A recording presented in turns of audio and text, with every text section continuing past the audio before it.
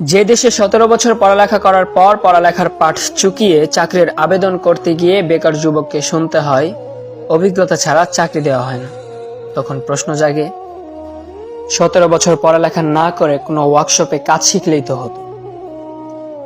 যে দেশে পাশ করার 4 বছরের মধ্যে বিয়ে করতে গেলে পাত্রীর মা প্রতিষ্ঠিত পাত্রের দোহাই দিয়ে বিদায় করে দেয়, তখনও প্রশ্ন আসে 17 বছর পড়ালেখা না করে ব্যবসার চিন্তা করলেই তো হতো, কারি কারি টাকা থাকতো।